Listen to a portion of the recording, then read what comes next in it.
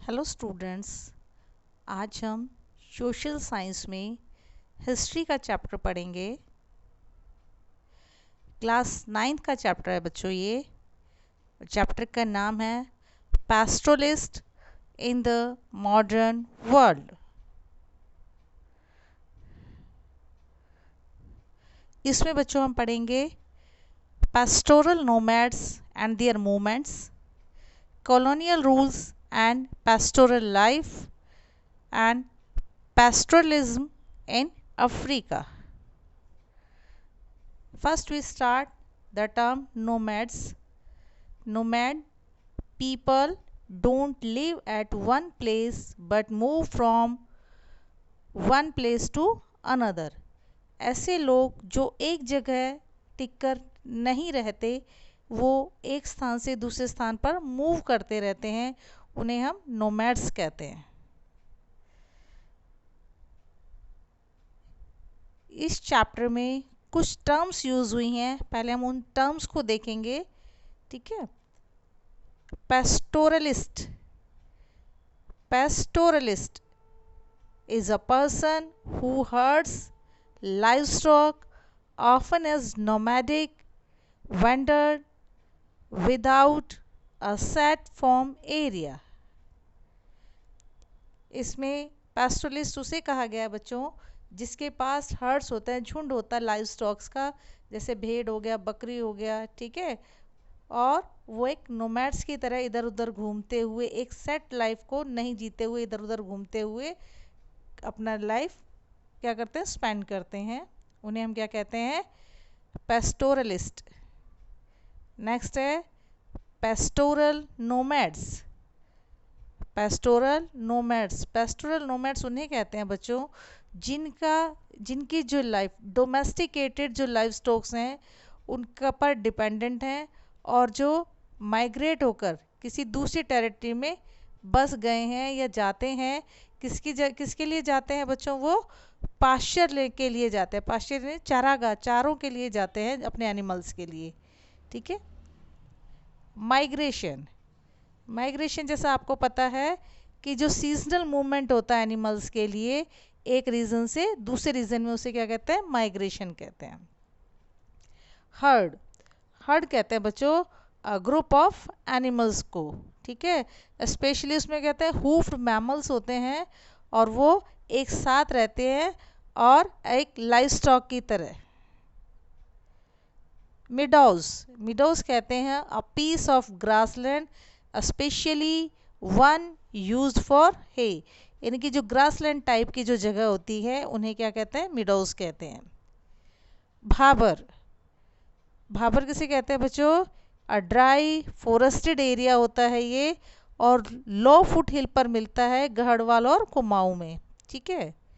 बुघियाल, बुघियाल है vast meadows है, high mountains पर ये मिलते हैं।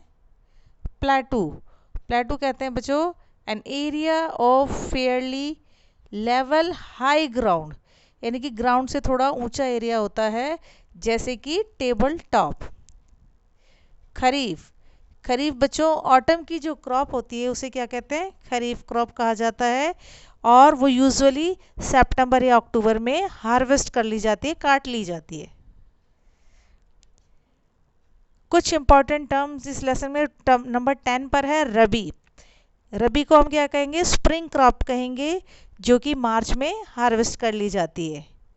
स्टबल, स्टबल है lower ends of grains stakes left in the ground after harvesting, यानी कि हार्वेस्ट करने के बाद कुछ फसल का नीचे वाला जो पार्ट है, जड़ या थोड़ा सा ठूट टाइप में जो बच जाता है, उसे हम स्टबल कहते हैं। Customary right, rights that people are use to by custom and tradition. ठीक है। ट्रेडिशन और कस्टम के लिए वो राइट्स मिले हुए हैं। ठीक है। Criminal tribe act refer to various pieces of legislation enforced in India during the British rule.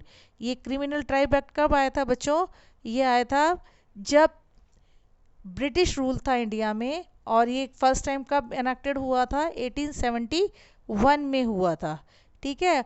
और ये कहाँ अप्लाई किया गया था? ये apply mostly in north India. कौन सी साइड में? नॉर्थ इंडिया में इसे अप्लाई किया गया था। Grazing. In agriculture, grazing is one method used whereby domestic livestock are used to convert grass and other forage into meat, milk and other production। यानी कि agriculture में जो ग्रेजिंग मेथड है वो एनिमल्स के लिए, डोमेस्टिक एनिमल्स के लिए यूज़ होता है, और वो जो ग्रास है उसको किस चीज़ में कन्वर्ट कर देते हैं? ग्रास लेकर वो मीट में, मिल्क में और ऐसे प्रोडक्ट में यूज़ में कन्वर्ट कर देते हैं। ठीक है। इकोनॉमिस्ट, उसमें तो इकोनॉमिक के जो एक्सपर्ट्स होते हैं उन्हें क्या कहा जाता है? Economist. Environmentalist, a person who is concerned about protecting the environment. जो एनवायरनमेंट को प्रोटेक्ट करते हैं उन्हें क्या कहते हैं? एनवायरमेंटिस्ट। The mountain nomads. अब बच्चों बात करते हैं माउंटेन नोमैड्स की। इसमें सबसे पहला नाम आता है गुज्जर बकरवाल का, जो कि जम्मू कश्मीर के रहने वाले हैं। अब उनके बारे में कुछ है बातें, वो देखते हैं। ठीक है। फर्स्ट है कि वो ग्रुप में मूव करते हैं और उस ग्रुप का नाम क्या है बच्चों? काफिला। और जो उनका मूवमेंट है बच्चों वो ठंड के टाइम पे होता है जब स्नोफॉल होता है। और विंटर सीजन में, थर्ड पॉइंट है बच्चों, विंटर सीजन में वो नीचे लो हिल्स की तरफ चले जाते हैं जो कि शिवालिक रेंज की हैं। Life of Gujjar Bakarwals of Jammu Kashmir. Jammu Kashmir के जो गुज्जर बकरवाल्स हैं उनकी जो लाइफ है वो कैसी है, उस पर एक नज़र डालते हैं बच्चों। फर्स्ट पॉइंट हमारा कहता है कि जो अप्रैल के एंड में वो नॉर्दर्न की तरफ क्या करना शुरू कर देते हैं? मार्च करना शुरू कर देते हैं अपने लिए, अपने एनिमल्स के लिए, समर ग्रेजिंग ग्राउंड के लिए। ठीक है। जो पुअर पैस्टोरलिस्ट हैं वो किस पर डिपेंड करते हैं? अपने लाइव स्टॉक्स पर डिपेंड करते हैं। उनके पास कोई भी रिसोर्स नहीं होते कि वो अपने एनिमल्स को क्या कर सके? फीड करा सकें। ठीक है। और in this time of war and famine, और कभी ऐसा टाइम आ जाता है या तो युद्ध की स्थिति हो या फिर सूखा या अकाल पड़ा हो, तो वो उनकी स्थिति क्या हो जाती है? बिल्कुल उनका सब चीज़ खत्म हो जाती है बच्चों, उनके पास कुछ भी बाकी नहीं रहता है ना। सेकंड है they had to go look for work in towns. फिर उन्हें कहाँ जाना पड़ता है? टाउन्स में जाना पड़ता है काम ढूंढने के लिए। ठीक है। और उनमें से जो कुछ हैं वो अपने काम की जो जो मैनेज करते हैं, और उस काम में क्या क्या करते हैं कि चारकोल जो बर्नर्स के रूप में काम करते हैं, या क्या करते हैं कुछ कोई और जॉब करते हैं। ठीक है। और कुछ जो लकी पर्सन होते हैं उन्हें रेगुलर वर्क मिल जाता है, जैसे रोड बनाने का, बिल्डिंग बनाने का, ये काम उन्हें मिल जाता है। ये किस कंडीशन में इनको काम करना पड़ता है? जब फेमाइन के कारण या वार के कारण, ठीक है, उनके लाइफ स्टॉक खत्म हो जाते हैं, तब उन्हें और जॉब करनी पड़ती है। ठीक है। जो कुछ हाउस होल्ड हैं वो एक साथ मिलकर जर्नी शुरू करते हैं। ठीक है। और जो मिलकर जो जर्नी शुरू करते हैं, इस जर्नी को किस का नाम दिया गया? इस ग्रुप को क्या नाम दिया गया बच्चों? काफिला। ठीक है। और वो क्या क्रॉस करते हैं? वो पीर पंजाल को क्रॉस करते हुए वो जो कश्मीर वैली है उसमें एंटर करते हैं, कश्मीर में एंटर करते हैं। ठीक है। आप उनके पास क्या होते हैं? ग्रेट हर्डर्स होते हैं। किस किस के? गोट के, शीप के। ठीक है। उनमें से बहुत सारे लोग तो क्या करते हैं? माइग्रेट करते हुए किसी दूसरे रीजन में चले जाते हैं ग्रीन पास्चर की खोज में। ठीक है। और they have established themself in area, और वे अपने आप को वहाँ क्या कर लेते हैं? उस कुछ एरिया में एस्टेब्लिश कर लेते हैं। और उनका जो ये मूवमेंट है ये बच्चों एनुअली होता है। ठीक है। गर्मी से सर्दी के बीच में। और किसके लिए मूवमेंट करते हैं वो? ग्रेजिंग ग्राउंड्स के लिए। विंटर में जब वो हाई माउंटेन्स कवर हो जाते हैं स्नो से, तब वो क्या करते हैं? अपने हर्ड्स को लेकर लो हिल्स ऑफ शिवालिक रेंज की तरफ मूव करते हैं। अपने एनिमल्स के पास्चर के लिए, ठीक है। और अप्रैल के एंड में वे कहाँ शुरू करना करते हैं, मूव अपवर्ड, यानी कि ऊपर की तरफ पहाड़ी पर जाना शुरू करते हैं, जहाँ पर उन्हें क्या मिलता है, समर पास्चर मिलता है। कहाँ पर, समर में, ठीक है। और in summer the mountains were lush green with a variety of grasses that provided nutritious forage for the animals herders, कि उन एनिमल्स को मार्च अप्रैल के बाद समर में क्या मिल जाता है, लश ग्रीन फूड के रूप में ग्रास मिल जाती है, ठीक है। अब बात करते हैं दूसरी नोमैड्स की, जो कि क्या है, हिमाचल प्रदेश की है, और जिसका नाम है गड्डी शेफर्ड्स ऑफ हिमाचल प्रदेश। ये भी अपनी जो विंटर है लो शिवालिक हिल पर निकालते हैं, और अपने एनिमल्स को क्या करते हैं, ग्रेजिंग के लिए लेकर जाते हैं, ठीक है। कहाँ लेकर जाते हैं ये बच्चों, श्रब फॉरेस्ट में लेकर जाते हैं, जहाँ झाड़ियाँ होती हैं वहाँ लेकर जाते हैं, ठीक है। अब अप्रैल में वे मूव करते हैं नॉर्थ में, और अपना जो पूरा समर है वो वहाँ बिताते हैं। कहाँ बिताते हैं बच्चों, लाहौल एंड स्पीति में। जब स्नो मेल्ट हो जाती है तब ये हाई पासिस को क्या करते हैं, क्लियर करते हैं। जब उनके जो पासिस हैं, जो रास्ते हैं वो क्लियर हो जाते हैं, तब उनमें से बहुत सारे लोग हाई माउंटेन्स के जो मिडोज होते हैं, यानी कि जो चारागाह होते हैं, उन चारागाहों की तरफ, जो हाई माउंटेन्स है उनकी चारागाहों की तरफ ये मूव कर लेते हैं। यानी कि बर्फ़ के पिघलने के बाद वहाँ पर हरियाली छा जाती है या ग्रीन घास उग जाती है, तो उस एरिया को क्या कहते हैं, मिडोज कहते हैं। उस एरिया में अपने एनिमल्स को क्या करते हैं, चराने के लिए वो वहाँ हाई हिल्स पर चले जाते हैं, और फिर वो सितंबर में वापस क्या करते हैं, रिटर्न होकर आते हैं, ठीक है। और अपने साथ क्या लेके आते हैं, अपने एनिमल्स को लेके आते हैं, किसके लिए, विंटर ग्रेजिंग ग्राउंड ढूंढने के लिए। और विंटर ग्रेजिंग ग्राउंड उन्हें कहाँ मिलते हैं बच्चों, शिवालिक हिल में, ठीक है। अब नेक्स्ट पॉइंट है आपका, और वो रास्ते में जब वो रुकते हैं, ठीक है, तो अगेन इन द विलेज, और कहाँ रुकते हैं, वो एक विलेज में रुकते हैं जो लाहौल और स्पीति में है, और रैपिंग दियर समर हार्वेस्ट, ठीक है, जो गर्मी की जो फसल होती है उसे हार्वेस्ट करते हैं, और सोइंग दियर विंटर क्रॉप, और अपनी विंटर क्रॉप को वो वहाँ उगा के आते हैं, ठीक है। और देन दे डिसेंडेड, जब वो वापस लौटते हैं with their flock to their winter grazing grounds on the Shivalik hill, तो वो क्या करते हैं, जो शिवालिक हिल से वापस लौटते हैं तो उसे दूसरी वाली फसल को क्या करते हैं, उसे हार्वेस्ट करते हैं। Kumaon, the Gujjar cattle herders of Kumaon and Garhwal, ये जो गुज्जर कैटल हर्डर्स हैं ये कहाँ के रहने वाले हैं, कुमाऊं और गढ़वाल के। अब ये अपनी जो गर्मियाँ हैं वो कहाँ बिताते हैं, बुग्याल्स में। बुग्याल्स यानी जहाँ पर कि इन्हें क्या मिलता है, फॉडर मिलता है, किसके लिए, अपने एनिमल्स के लिए, है ना। And their winter in Bhabar, और अपनी जो विंटर्स है वो कहाँ बिताते हैं, भाबर में, जहाँ पर इनको क्या मिलता है, एनिमल्स को पास्चर्स मिलता है। द भूटियास, शेफर्स एंड किन्नौरी, ठीक है, follow the cycle movement which help them adjust to seasonal changes and make best use of pasture, ठीक है। ये साइक्लिक मूवमेंट करते हुए अपने एनिमल्स को एडजस्ट करते हैं सीजनल चेंजेस जो होते हैं उनके अकॉर्डिंग, और बेस्ट यूज़ करते हैं किसका, पास्चर्स का।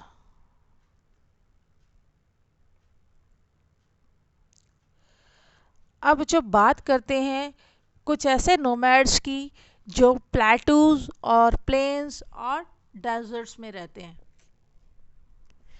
इसमें सबसे पहला नाम आता है धांगर्स, धांगर्स कहाँ के रहने वाले हैं बच्चों, ये महाराष्ट्र के रहने वाले हैं, और वो सेंट्रल प्लेटू में चले जाते हैं मॉनसून के सीज़न में, और अक्टूबर में वो कोंकण की तरफ मूव करते हैं, ठीक है। और वो रिपीट करते हैं किसमें, महाराष्ट्र में। जैसे ही मानसून आता है वे वापस आ जाते हैं। अब ढांगर्स की जो लाइफ है उनके बारे में देखेंगे। वो कहाँ रहते हैं वैसे, सेंट्रल प्लेटू महाराष्ट्र में रहते हैं। कब, मानसून के दौरान, मानसून आने वाला होता है तब। और मानसून के टाइम में वो क्या करते हैं कि वो जब वो एरिया जहाँ पर ग्रेजिंग ग्राउंड्स बन जाते हैं तो वो धांगर्स क्या करते हैं, अपने फ्लॉक्स के साथ में वहाँ जाते हैं। ठीक है।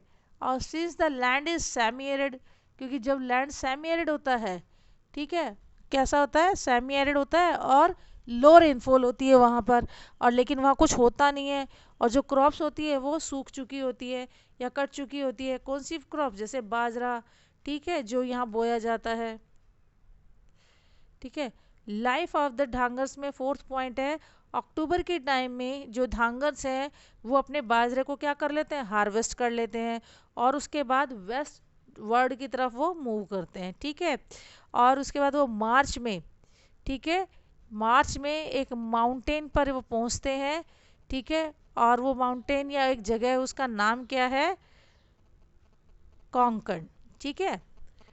इसके बाद जो एग्रीकल्चर है, ठीक है, जो फ्लोरिशिंग एग्रीकल्चरल ट्रैक्ट है वो क्या हो जाता है, हाई रेनफॉल की उसको ज़रूरत होती है।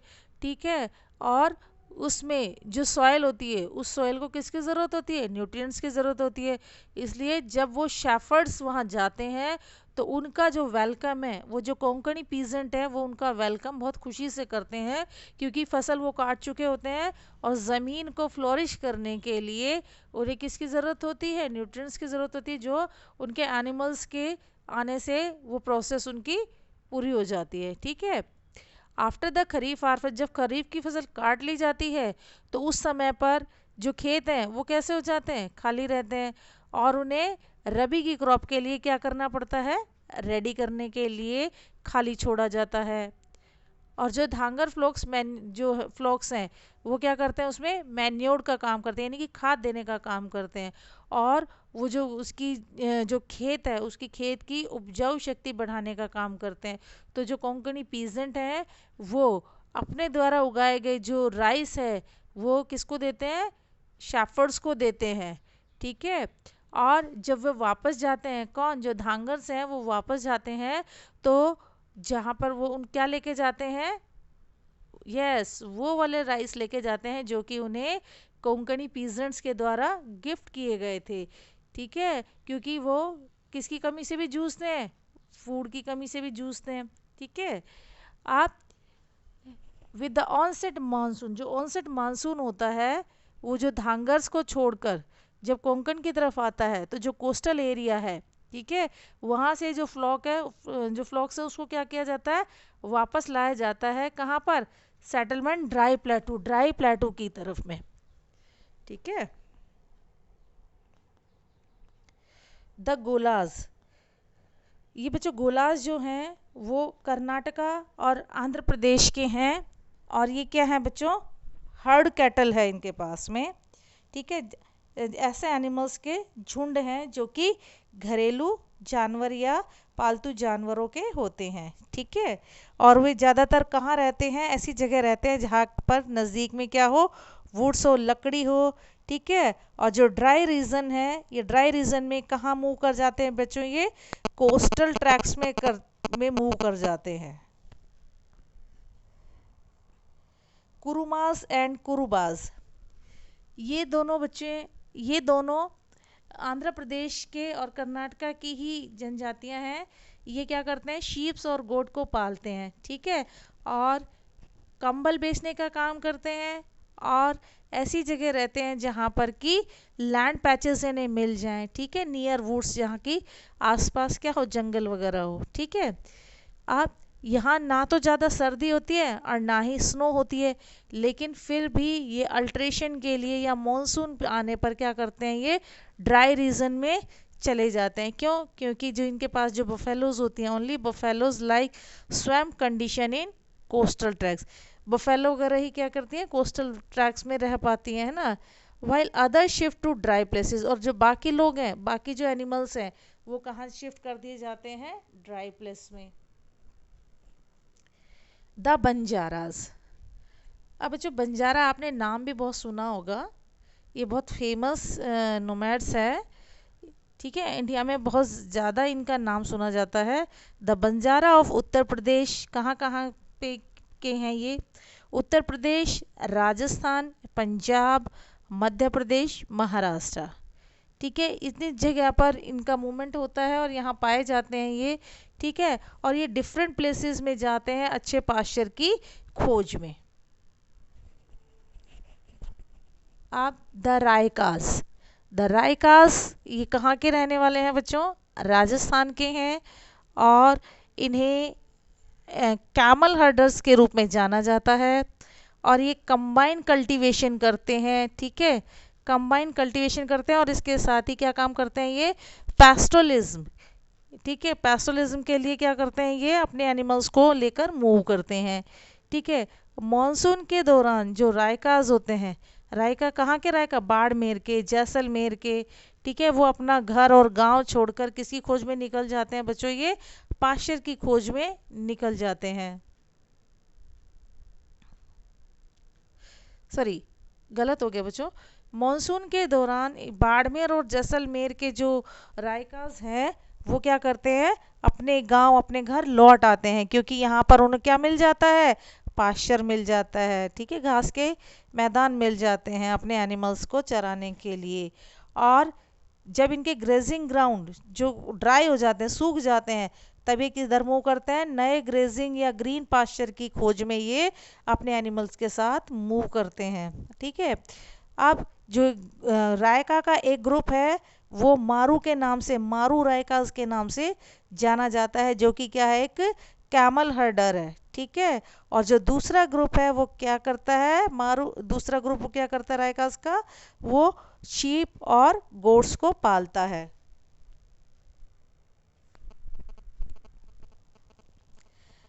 Factors affected the lives of pastoral group of Rajasthan, ऐसे जो फैक्टर्स जो ग्रुप ऑफ राजस्थान के जो पेस्टोरल हैं उनको क्या इफेक्ट डालता है, उनकी लाइफ पर क्या इफेक्ट डालता है वो देखते हैं।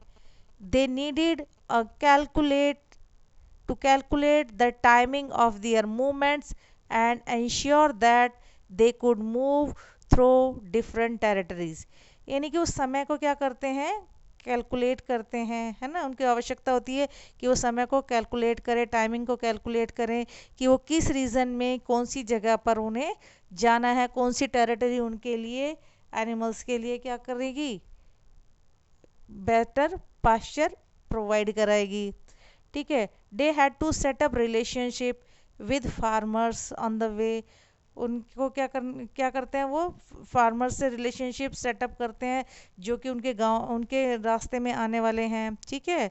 तो उनके जो हर्डर्स हैं उनके लिए हार्वेस्टेड जो फील्ड है, ठीक है, हार्वेस्टेड जो फील्ड है वो किसका काम करेंगे, मैन्योर का काम करेंगे उस सॉइल के लिए जिसमें कि फसल नेक्स्ट जो फसल है वो बोनी है, ठीक है। अब उन्हें क्या करना चाहिए, एक कंबाइन एक्टिविटी होनी चाहिए, उनकी डिफरेंट एक्टिविटीज़ होनी चाहिए जिसमें कि क्या क्या हो, एक तो कल्टीवेशन का काम हो, कल्टीवेशन नहीं कि खेती बाड़ी का काम भी करें, और ट्रेडिंग व्यापार भी करें, ठीक है, और हर्डिंग, हर्डिंग यानी कि जानवरों को क्या करना, पालन करना, ठीक है, और टू मेक दियर लिविंग, अपनी लाइफ को वो करने के लिए। ये बच्चों फ्लैग है किसका, कॉलोनियल टाइम का बेटा, ठीक है। कॉलोनियल गवर्नमेंट का and their rules, colonial government ने कुछ रूल्स बनाए जो कि लोगों के लिए बहुत पेनफुल थे। देखते हैं कौन कौन से रूल थे। पहला रूल उन्होंने बनाया वेस्टलैंड रूल्स, ठीक है, ये रूल जो था ये इम्प्लीमेंट किया गया, ठीक है, और इसमें ऐसी लैंड जिस पर कि कुछ भी नहीं होता था, ठीक है, उसे क्या किया गया, टेक ओवर कर लिया गया, ठीक है। अब जो सरप्लस लैंड थी वो किस में यूज़ की गई, उसका एरिया यूज़ किया गया कल्टीवेशन करने के लिए, ठीक है। और क्यों कल्टीवेशन क्यों कराना चाहती थी वो सरकार, वो चाहती थी इससे क्या करना, एक रेवेन्यू कलेक्ट करना, ठीक है, इससे क्या मिलेगा उसे, एक मुश्त रेवेन्यू मिलेगा, ठीक है। और जो रूल था वो किसके लिए रिस्पॉन्सिबल था? इस रूल से क्या हुआ बच्चों कि जो पास्चर लैंड थे, जो चारागाह थी, जो एनिमल्स के चरने के लिए जो ग्रीन एरिया जहाँ घास उगती थी, वो एरिया क्या हो गया? श्रिंक हो गया, यानी कि कम हो गया। ठीक है। और इसके अलावा जो एनिमल्स वहाँ आकर पहले की तरह चारे की खोज में आते थे, जब उन्हें यहाँ चारा नहीं मिला तो उन पर भी बुरा असर हुआ। नेक्स्ट था फॉरेस्ट एक्ट। बच्चों ये जो फॉरेस्ट एक्ट था ये लागू किया किसने? ब्रिटिश जो रूलर है उन्होंने। ठीक है। जो कॉलोनियल रूल के टाइम में एक एक्ट लागू किया गया जिसे फॉरेस्ट एक्ट कहते हैं। ठीक है। और ये एक्ट किस पर बेस था? डिफरेंट प्रोविंस में इसे लागू किया गया।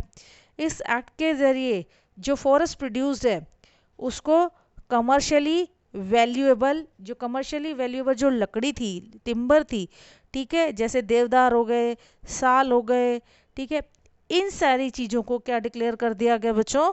रिजर्व्ड घोषित कर दिया गया, रिजर्व्ड करार दे दिया गया। ठीक है। रिजर्व का मतलब है ऐसी जगह जहां पर कि कोई और दूसरे का अधिकार नहीं हो। ठीक है। अब no pastoralist was allowed to access these forest, और किसी भी पेस्टोलिस्ट को यहाँ जाने का अधिकार नहीं दिया।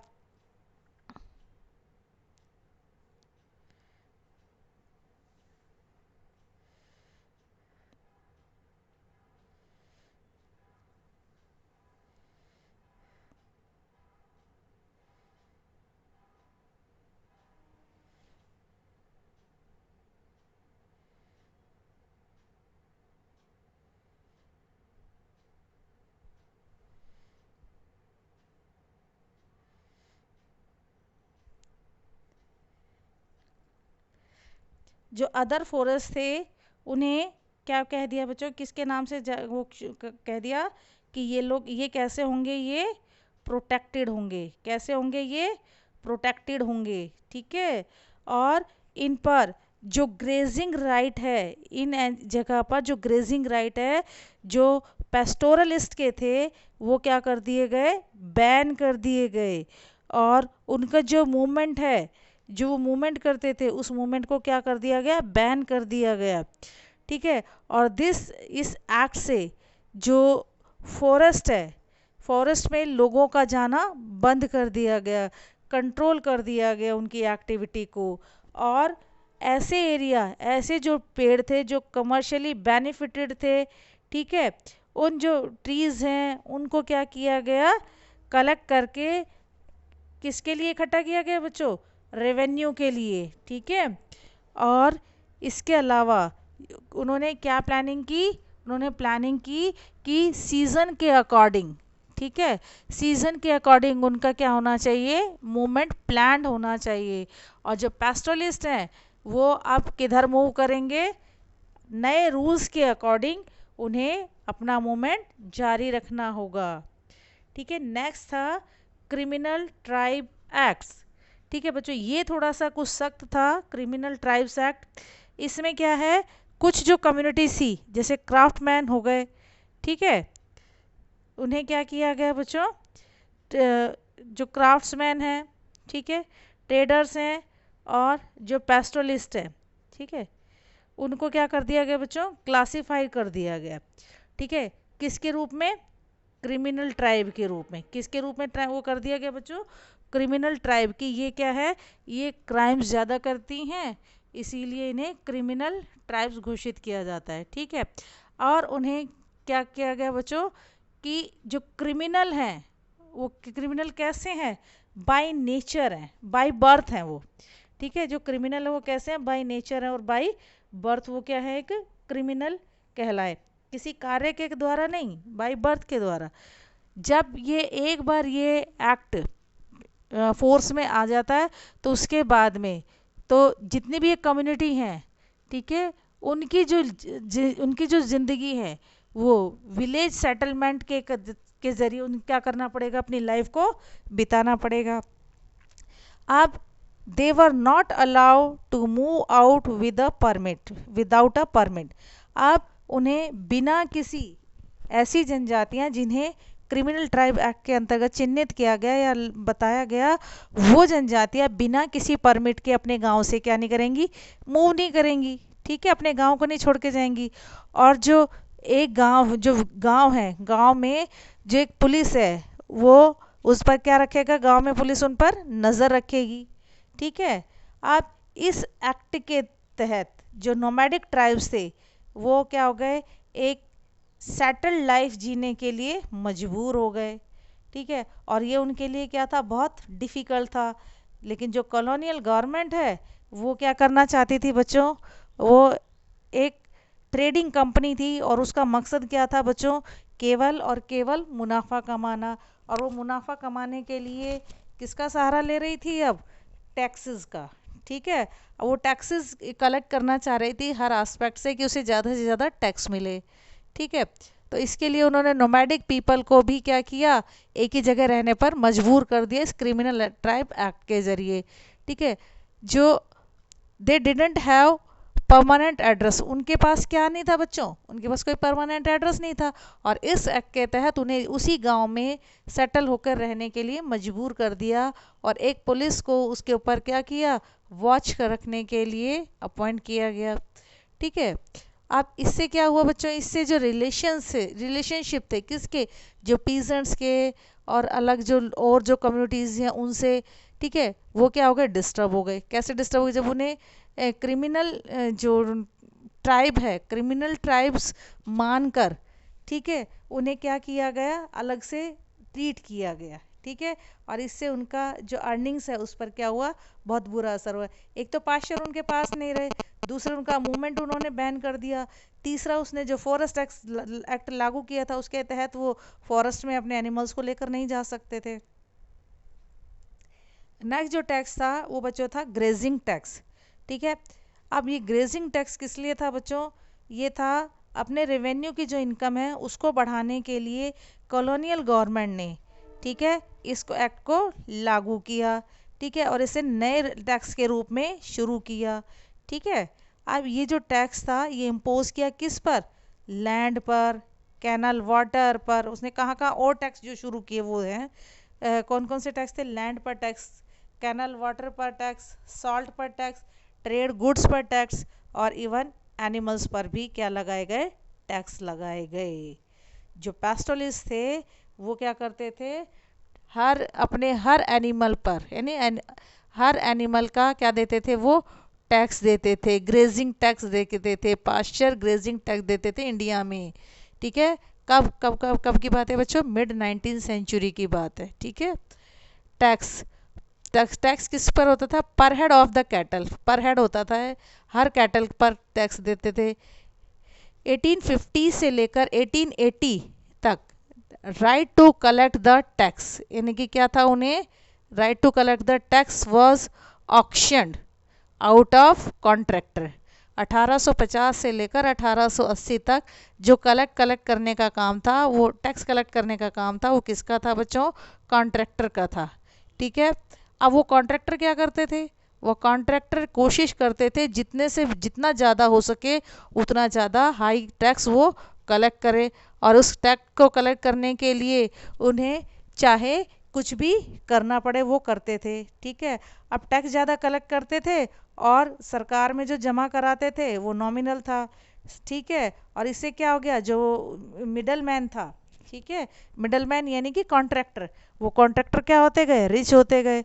उसके बाद में गवर्नमेंट ने एक स्टेप उठाया जिस स्टेप के तहत 1880 यानी कि 1880 में गवर्नमेंट ने जो जो टैक्स है, वो टैक्स कलेक्ट करने की जो जिम्मेदारी है वो किसको दी, पैस्टोलिस्ट को दी, ठीक है। पैस्टोलिस्ट ने क्या किया, उनको पास दिए गए और उन्हें कहा गया कि आप क्या करोगे, टैक्स पे करोगे, ठीक है।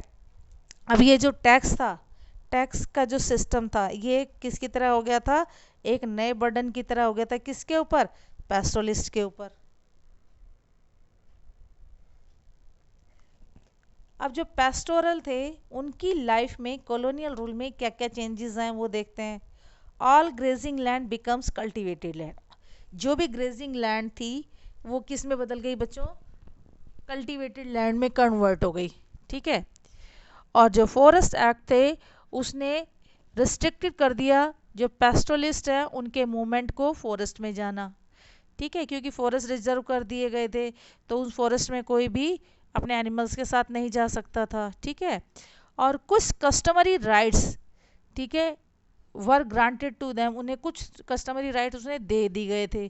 ठीक है, फॉरेस्ट जो थे वो डिवाइड कर दिए गए थे अलग अलग कैटेगरी में। फर्स्ट रिजर्व थे, प्रोटेक्टेड थे और विलेज फॉरेस्ट थे। ठीक है, कुछ जो ब्रिटिश ऑफिशियल्स थे वो सस्पिशंस के आधार पर, ठीक है, क्या करते थे, जो पेस्टल ग्रुप्स हैं उन्हें क्या कर रखते थे, अपने पास रख लेते थे। ठीक है, उन पर क्या रखते थे, संदेह की दृष्टि से रखते थे। जो क्रिमिनल ट्राइब एक्ट है वो कब पास किया था बच्चों, 1871 में। ठीक है, जो टैक्सेस हैं, कैटल पर जो टैक्सेस हैं वो धीरे धीरे क्या होता जा रहा था, बढ़ता जा रहा था। ठीक है, पर हेड कैटल पर जो टैक्स लगाया था वो बढ़ता जा रहा था। अब changes in pastoral life due to colonial rule and their result, भाई उसका रिजल्ट क्या हुआ, जो नेचुरल रिस्टोरेशन था जो पेस्टोरल का था, जो ग्रोथ थी वो क्या हो गई, धीरे धीरे बंद हो गई, ख़त्म हो गई। ठीक है, जब एनिमल्स वहाँ जाने पर पाबंदी लगा दी जाएगी, एनिमल्स वहाँ रेगुलर मूवमेंट नहीं करेंगे तो जो पास्चर हैं वो क्या हो जाएंगे, धीरे धीरे ख़त्म हो जाएंगे, उनकी ग्रोथ पर नेगेटिव इफ़ेक्ट पड़ेगा।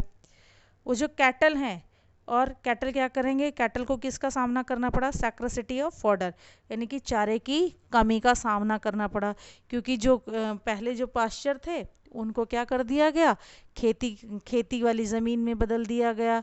ठीक है, अब जिस जगह खेती हो गई उस जगह तो कोई किसी जानवर को चरने नहीं देगा, तो इसलिए उनके लिए चारे की समस्या उत्पन्न हो गई। ठीक है, अब सीवियर शॉर्टेज ऑफ पास्चर, इससे क्या हो गया, पास्चर की शॉर्टेज हो गई। ठीक है, आप पास्चर की शॉर्टेज होने का इंटेंसिव ओवरग्रेजिंग, ठीक है, इंटेंसिव ओवरग्रेजिंग हो गई। नेक्स्ट था quality of pasture is decline, और जो पास्चर जो बचे थे उनकी क्या हो गई थी कंडीशन, उनकी जो क्वालिटी थी वो क्या हो रही, धीरे धीरे डिक्लाइन होती जा रही थी। ठीक है, क्योंकि वहाँ एनिमल्स को जाने की परमिशन नहीं थी, अगर थी तो पर हेड उनको पेमेंट करना पड़ता था।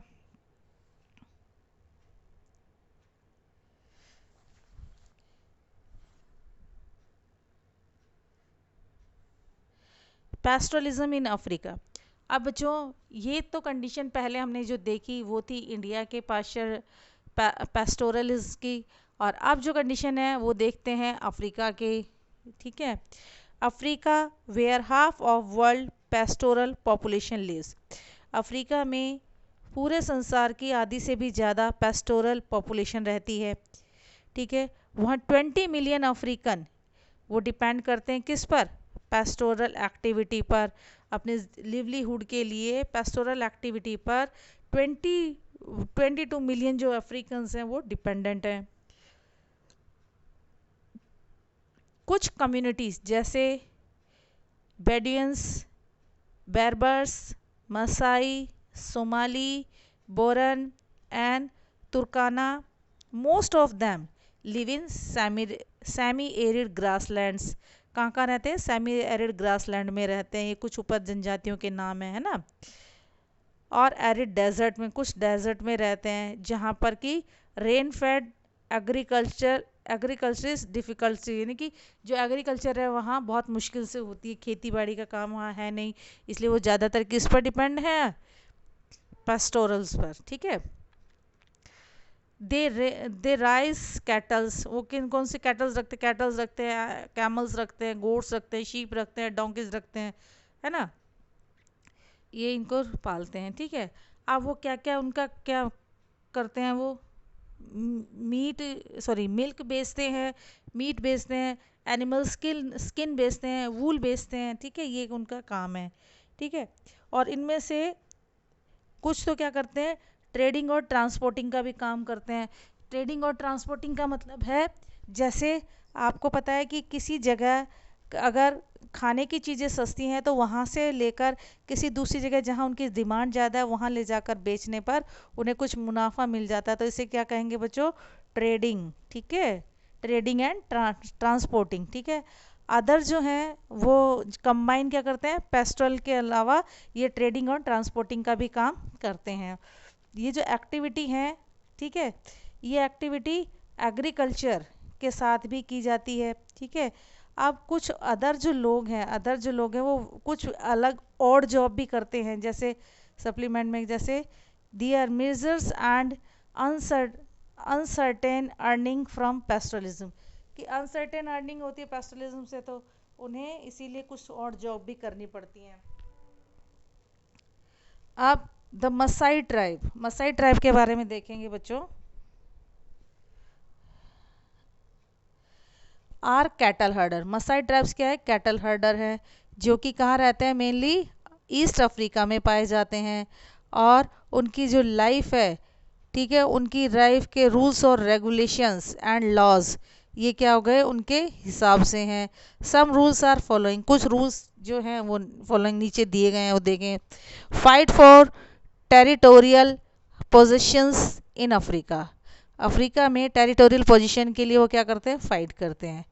Reason being divide into different colonies, ठीक है, डिफरेंट कॉलोनीज में जो में बटे हुए हैं उनके जो रीजन्स हैं। ठीक है, white settlers took over the best grazing grounds, और जो वाइट सेटलर थे उन्होंने अपने पास जो बेस्ट ग्रेजिंग ग्राउंड्स थे उन पर क्या कर लिया? कब्जा कर लिया। ठीक है, और जो बाकी के जो ग्रेजिंग ग्राउंड्स थे वो क्या है? वो कल्टीवेटेड लैंड में चेंज हो गए, और कुछ में क्या बना दिए? नेशनल पार्क्स बना दिए, और कुछ में क्या बना दिए? गेम रिजर्व बना दिए। ठीक है, मसाई में कौन कौन से हैं? Kenya and Tanzania. ठीक है, वो बिलीव करते थे tiling and the land for crop farming is crime against the nature. Kenya और तंजानिया के रहने वाले थे, वो बिलीव करते थे कि ज़मीन को खेती के लिए तैयार करना एक क्या है? प्रकृति के खिलाफ एक अपराध है, क्राइम है। ठीक है, मसाई का मीन्स है माई पीपल, मसाई का शाब्दिक अर्थ है माई पीपल। अब having witness loss of grazing northern Tanzania, ये क्या है? विटनेस थे कि जो नॉर्दर्न तंजानिया है, ठीक है, नॉर्दर्न तंजानिया के इनके जो ग्रेजिंग लैंड है वो क्या हो गए? धीरे धीरे ख़त्म हो गए। 1885 में मसाई लैंड को क्या कर दिया गया? कट करके 2 पार्ट में डिवाइड कर दिया गया, दो उनके बीच में बाउंड्री डाल दी गई, उनके बीच में दीवार डाल दी गई, ब्रिटिश केनिया और जर्मन तंजानिया का। ठीक है, आप इसमें इंडिपेंडेंट हुए, ये सब कब हुए इंडिपेंडेंट? 1861 में। और यूनाइटेड कब हुए बच्चों? ये united with Zanzibar to form Tanzania, Zanzibar से अलग होकर कब बना ये तंजानिया? कब बना? 1964 में। इंडिपेंडेंट कब हुए? 1961 में। और तब इंडिपेंडेंट हुए, यूनाइटेड कब हुए ये? 1964 में। जो वेस्टलैंड था वो किसने टेक ओवर कर लिया था बच्चों? वाइट ने टेक ओवर कर लिया था। ठीक है, और जो मसाई थे उन्हें कहाँ की तरफ फेंक दिया था? केन्या और तंजानिया की तरफ। ठीक है, और उनकी जो 60% जो लैंड थी वो प्री कॉलोनियल लैंड के नाम से कहाँ रख दी? अपने पास रख दी। और जो एक्सपेंशन ऑफ कल्टीवेशन पास्चर था वो किस में चेंज हो गया? कल्टीवेटेड लैंड में हो गया, यानी कि उस लैंड को कल्टीवेशन के लिए उनको यूज़ कर लिया उनकी। ठीक है, ग्रेजिंग लैंड किस में चेंज हो गई? गेम रिजर्व में चेंज हो गई, जैसे मसाई मारा and Samburu National Park, Samburu National Park in Kenya, and Sangriti Park in Tanzania. Pastoralists were not allowed to enter, could on not hunt और ग्रेज एनिमल्स, यानी कि जो अफ्रीकन जो लोग थे, जो पेस्टोरलिस्ट थे, वो उनका ऐसी जगह पर आना जो कि रिजर्व थी, जहाँ पार्क बन चुका था, गेम रिजर्व बन चुके थे, या जहाँ पर जो एग्रीकल्चर लैंड में चेंज हो गए थे उस जगह आना और एंटर करना और अपने एनिमल्स को चराना बैन था। जो कॉलोनियल कॉलोनियल गवर्नमेंट है, कॉलोनियल गवर्नमेंट ने अफ्रीकन पर रिस्ट्रिक्शंस इम्पोज किए कि वो कहीं मूवमेंट नहीं करेंगे और उन लोगों को फोर्सफुली किसी भी जगह जाने की परमिशन नहीं होगी। ठीक है। और यहाँ जहाँ ऐसे एरिया में जहाँ वाइट रहते हैं या जहाँ वाइट की मार्केट है उस जगह उनका जाना बैन कर दिया गया, उनका ट्रेड करना बैन कर दिया गया, उनका ट्रांसपोर्ट करना बंद कर दिया गया। 1930 में मसाई जो कि केनिया में है उसमें क्या 7,20,000 कैटल्स थे। ठीक है। और 8,20,000 शीप्स थी उसमें। ठीक है। 1,71,000 क्या थे, डोंकीज थे। ठीक है। ये एक उस समय गिनती की गई थी एनिमल्स की, तो उसमें कैटल्स थे 7,20,000। ठीक है। शीप्स थी 8,20,000 और डोंकीज थे 1,71,000। ठीक है। 2 साल बाद ही जो सीवियर ड्रॉट हुआ था, जो सूखा पड़ा था, यानी कि 1933 और 1934 में ये जो संख्या थी जानवरों की वो क्या होगी, आधी। ठीक है। कितनी होगी, हाफ हो गई। ठीक है। मसाई जो रिजर्व थे उसमें जो एनिमल्स हैं उनकी क्या हो गई, ज़्यादा एनिमल्स की डेथ हो गई। जो मसाई सोसाइटी थी वो टू उसमें ग्रुप में डिवाइडेड थी। फर्स्ट ग्रुप में एल्डर्स थे और सेकंड ग्रुप किसका था, वॉरियर्स का था। जो एल्डर्स थे वो क्या बनाते थे, ग्रुप के लिए रूल्स बनाते थे। ठीक ठीक है। वो पीरियोडिक काउंसिल को मैनेज करते थे। ठीक है। और जो अफेयर्स हैं, कौन से अफेयर्स, जो कि कम्युनिटी के हैं, सेटलमेंट डिस्प्यूट को सेटल करने वाले हैं। ठीक है। ऐसे अफेयर्स को क्या करते थे इस समय, सॉर्ट आउट करते थे। ठीक है। और जो वॉरियर्स है वो क्या करते थे, वॉरियर्स जो जवान लोग थे वो उनको कहा जाता था, और वो रेस्पॉन्सिबल होते थे किसके लिए, अपनी ट्राइब को प्रोटेक्ट करने के लिए। वो अपनी ट्राइब की प्रोटेक्शन के लिए क्या करते थे, लड़ाई झगड़े का भी काम करते थे। अब वो क्या करते थे, they defended the community and organise cattle raids. अच्छा बेटो, इसमें कैटल रेड्स को देखेंगे हम कि वो अपनी कम्युनिटी को क्या करते थे, संयुक्त करते थे, मिलाकर रखते थे सभी लोगों को, और कैटल रेड्स डालते थे। यानी कि अगर किसी दूसरी कम्युनिटी के लोग अपने कैटल्स को लेकर जा रहे हैं तो उन कैटल्स को क्या कर लेते थे, वो रात को चुरा लेते थे, जब किससे, बड़ी ज़बरदस्ती से। अब जो मसाई वॉरियर्स हैं उनके लिए कुछ रिचुअल्स थे। ठीक है। Rituals to become warriors, warriors बनने के लिए कुछ रिचुअल्स उन्हें क्या करने पड़ते थे, फेस करने पड़ते थे। उन्हें क्या करना पड़ता था, ट्रैवल करना पड़ता था थ्रू आउट कितना, the sections for about 4 months, 4 महीने तक उन्हें मूवमेंट करनी पड़ती थी। ठीक है। ट्रैवल करना पड़ता था, एंडिंग विद एन इवेंट। और एक इसका अंत कब होता था, एक इवेंट होता था, एक प्रोग्राम होता था जिसमें कि उन्हें क्या करना पड़ता था, run to the home shed, और उसे अपने होम शेड में जाना पड़ता था, और विद एन एटीट्यूड और रेडर, और किसके तरह रहना पड़ता था, वो एक रेडर की तरह। रेडर यानी कि दूसरी जगह से दूसरी जगह की चीज़ छीन कर लाने वाला, उसको रेडर कहते हैं। ठीक है। रेड डालने वाला रेडर है ना। वॉरियर्स जो वी क्या पहनते थे, वॉरियर्स जो ट्रेडिशनल डीप सुखास पहनते थे। ठीक है। और जो चमकदार जो बीड हैं, बीड्स यानी कि मोती है ना, वो उनकी जो मसाई की जो ज्वेलरी है वो कैरी करते थे। वो कौन कौन सी 5 जो चीज़ें हैं, 5 फुट स्टील टिप्ड स्पेयर्स। ठीक है। And their long plaits of intricately, ठीक है, प्लेटेड हेयर के जो प्लेटेड बनाते थे, and tinted red with ochres. ठीक है। As per tradition their face is to honour the rising sun, यानी कि वो राइजिंग सन को ऑनर देने के लिए यात्रा की शुरुआत करते या किसी प्रोग्राम की जो शुरुआत करते थे वो राइजिंग सन की डायरेक्शन यानी कि इस डायरेक्शन की तरफ मुंह करके शुरुआत करते थे। जो मसाई है वो ट्रेडिशनली डिफरेंस थे उन दोनों, उनमें क्या था, डिफरेंस था, ठीक है, एल्डर्स और वॉरियर्स में। जो वॉरियर्स वॉज क्या थे, disrupted and distinction between wealthy and poor, pastel and developed. जो वॉरियर्स थे वो, और जो एल्डर्स थे वो, एल्डर्स क्या होते थे, रिच होते थे, और वॉरियर्स क्या होते थे, पुअर होते थे, ठीक है।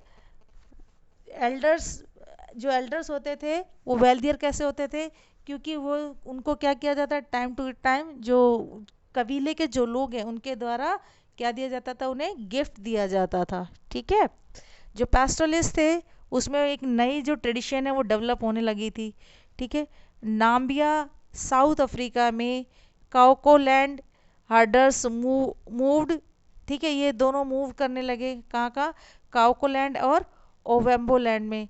और क्या काम करते थे, स्किन बेचने का काम करते थे, मीट बेचने का काम करते थे, और जो दूसरे ट्रेड हैं, जो दूसरे व्यापारिक जो प्रोडक्ट्स हैं वो बेचने का काम करते थे, कहाँ, जो नेबरिंग मार्केट से वहाँ से लेकर, ठीक है। ये सब क्या कर दिया गया बच्चों, ये सब बैन कर दिया गया, ठीक है। और नए सिस्टम को टेरिटोरियल जो बाउंड्रीज हैं उनको क्या कर दिया गया, बैन कर दिया गया, रिस्ट्रिक्टेड कर दिया गया, किनके मूवमेंट के लिए, इन दोनों रीजन के एक दूसरे की साइड में जाने से के लिए मना कर दिया गया। अब नोमैड्स, नोमैड्स क्या है बच्चों, नोमैड्स के बारे में, adoption of pastoralist, change path of movement. उन्होंने क्या करना शुरू कर दिया कि पैस्टोलिस्ट तो बने वो, लेकिन उन्होंने अपने जो मूवमेंट था वो क्या कर दिया, चेंज कर दिया। रिड्यूस कैटल नंबर्स, अपने जो कैटल्स हैं, संख्या है, उनको सीमित कर दिया गया। जानवरों की जो संख्या पहले हज़ारों में लाखों में उनके पास होती थी वो क्या करने लग कर दी, उनको सीमित कर दिया। और जो न्यू एरियाज़ हैं, है ना, जो न्यू एरियाज़ में एंट्री करने के जो उनके राइट हैं, ठीक है, उसको क्या किया उन्होंने, थोड़ा सा प्रेस किया, ठीक है। और एग्जर्ट पॉलिटिकल प्रेशर, गवर्नमेंट पर क्या बनाया, पॉलिटिकल प्रेशर बनाया। और क्या किया, इसकी सब्सिडी दी जाए उन्हें, डिमांड की किसकी, अपने राइट की, मैनेजमेंट के लिए, किसके मैनेजमेंट के लिए, फॉरेस्ट और वाटर मैनेजमेंट रिसोर्सेज पर उनका भी अधिकार हो, इसकी राइट की उन्होंने बात की, ठीक है। और जो हिली एरिया है और जो ड्राई रीजन है, ठीक है, उन हिली एरियाज और ड्राई रीजन में गवर्नमेंट को क्या करना चाहिए, उन्हें विशेष अधिकार देने चाहिए, इसकी बात की गई। जो चीफ्स थे जो अफ्रीकन ट्राइब्स के, उनको अपॉइंट किया गया, ठीक है। जो कॉलोनियल गवर्नमेंट थी उन्होंने, जो ब्रिटिश गवर्नमेंट थी उन्होंने कुछ चीफ्स अपॉइंट किए जो कि डिफरेंट सब ग्रुप्स थे मसाई के, ठीक है। अब उन्होंने सब उसको एक जो चीफ बनाया उसे क्या कर दिया, रेस्पॉन्सिबल बना दिया कि जो जितने भी इस कबीले के जितने भी लोग हैं उनके अफेयर्स हैं, उनके जो भी इश्यूज हैं वो कौन देखेगा, चीफ देखेगा, ठीक है। और रिस्ट्रिक्शन लगा दिया गया किस चीज़ पर, वो क्या नहीं करेंगे, रेडिंग नहीं करेंगे, वारफेयर नहीं करेंगे, ठीक है। और रिस्ट्रिक्शन लगा दिया कि जो एल्डर्स हैं वो उनके ऊपर क्या रखेंगे, निगरानी रखेंगे, और कुछ वॉरियर्स को उनके साथ में अपॉइंट किया गया, ठीक है।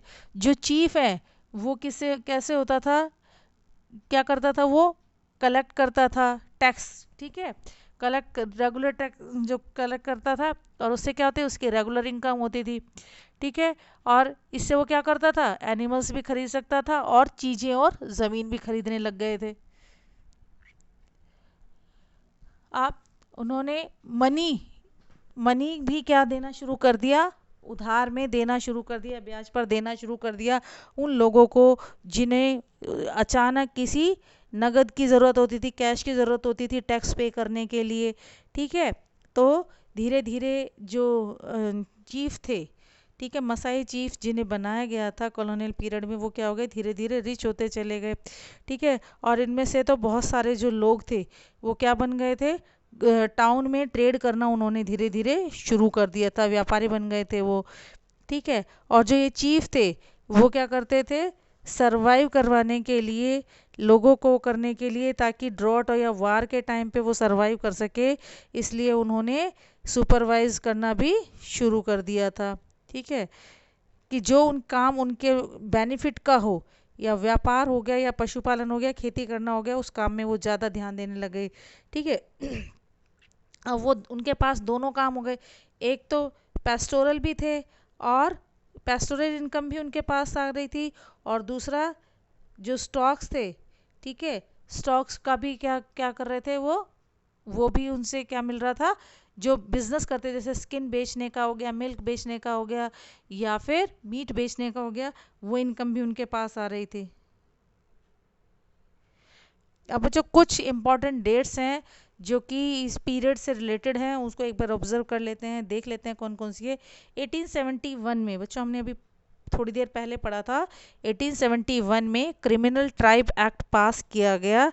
ठीक है, और वो कॉलोनियल गवर्नमेंट ऑफ इंडिया के द्वारा इम्पोज किया गया था। ठीक है, उसमें क्या किया गया था, जो नोमैड्स हैं उन्हें, और जो पेस्टोरलिस्ट हैं उन्हें क्या कर दिया गया, एक क्रिमिनल ट्राइब्स घोषित कर दिया गया, उन्हें गांव में रहने पर मजबूर कर दिया गया था। ठीक है, और उन पर पुलिस वालों को नज़र रखने के लिए बोला गया था, वो लोग कहीं भी बिना परमिट के कहीं भी गांव छोड़कर नहीं जा सकते थे। ठीक है, 1880s में क्या हुआ था, गवर्नमेंट ने जो टैक्स है, डायरेक्टली टैक्स कलेक्ट करने का परमिशन, टैक्स कलेक्ट करने की जिम्मेदारी खुद ने ली थी। ठीक है, 1830 से 1815 से लेकर 1880s तक का जो टाइम है, उस समय जो टैक्स कलेक्ट करने की जिम्मेदारी है वो कॉन्ट्रैक्टर को दी जाती थी, और कॉन्ट्रैक्टर मनमाने तरीके से टैक्स कलेक्ट करता था, और इसकी बहुत सारी शिकायतें, इस और अव्यवस्था की जो शिकायतें उन तक पहुंची, तो उन्होंने जो ब्रिटिश रूलर थे, उन्होंने टैक्स कलेक्ट करने का अधिकार या पावर अपने पास ले ली 1880 में। ठीक है, 1885 में बच्चों एक और इंसिडेंट हुआ था इंडिया में, वो था, याद कीजिए, यस, कांग्रेस की स्थापना हुई थी, ए.ओ. ह्यूम ने की थी। ठीक है, इसमें लेकिन अब हम कुछ और पढ़ रहे हैं ना। 1885 में मसाई जो लैंड है उसको काट दिया था इंटरनेशनल बाउंड्री से।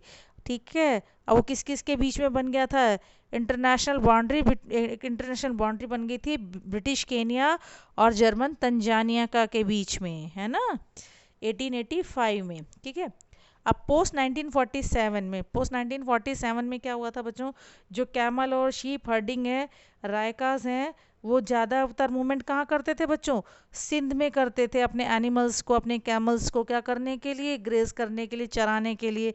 कहाँ जाते थे वो, बैंक ऑफ इंडस यानी कि सिंधु के किनारे जाते थे, पाकिस्तान में। लेकिन जब पाकिस्तान बना तब उसे क्या कर दिया गया बच्चों, उन्हें उनके मूवमेंट को रोक दिया गया, बंद कर दिया गया। तो इसीलिए उन्होंने क्या किया, अपने लिए नए पास्चर ग्राउंड्स की तलाश की।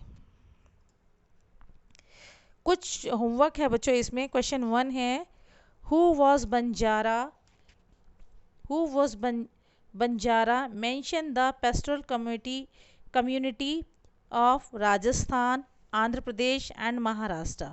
क्वेश्चन 2 है, explain the colonial rule for Westland, Forest Act, Criminal Tribes Act and Grazing Tax. Question 3 है, why the Konkani peasants welcome the Dhangars. Question 4 है, what were the benefits given to Masai chief. Question 5, write a short notes on warriors Masai.